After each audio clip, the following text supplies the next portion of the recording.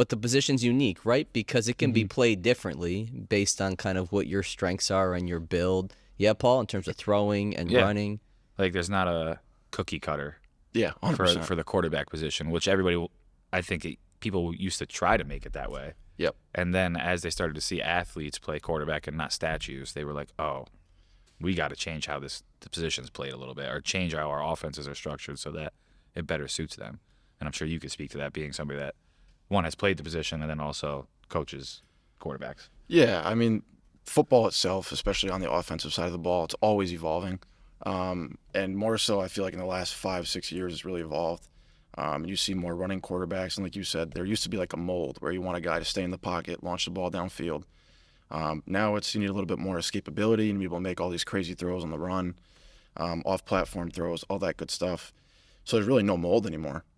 The mold is just be the right fit for your system, right? So, and I think a lot of times you see these quarterbacks go in the NFL and they get drafted by the wrong teams, and it's so evident because they're not the type of player that their coach wants them to be, if that makes sense. Like if you have, for example, let's say you have a 6'5", 250 quarterback who can throw it 70 yards. You're not going to run triple option and read options and RPO-based offenses. You're going to run an air raid, power-heavy run offense, and vice versa. If you have a small quarterback who can run, you're not going to have him throwing the ball 70 yards on the field. You're going to try to use him to his strengths. So I think football, like I said, it's constantly evolving, and the quarterback position especially, because the quarterback position evolving drives the offenses to evolve, if that makes sense. Yeah. Yeah, I mean, and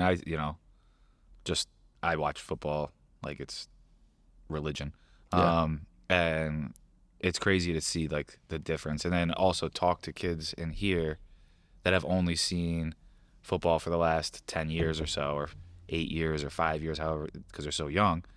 Like I was talking to somebody in here about like Michael Vick to Lamar Jackson. Michael Vick was crazy in and his I'm time. like, without Michael Vick, there is no Lamar Jackson, because people didn't want to give quarterbacks like that a chance in 2001.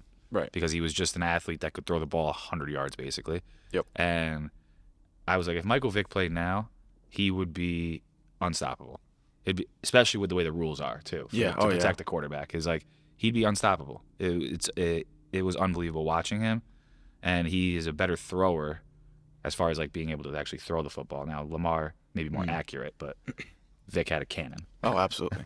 Absolutely. It was so much fun to watch. And I grew up watching his highlights. Yeah. I don't really remember like watching his games, but I remember going on YouTube, Mike Vick highlights, and playing the Madden with him on the cover. He's a cheat code on Madden. Oh, absolutely. Madden 07? 05? No, 04? Was it 04? I think it's 04. Yeah, Madden 04. Yeah, the Red 04? Falcons jersey. Yep. Yep. Mm-hmm.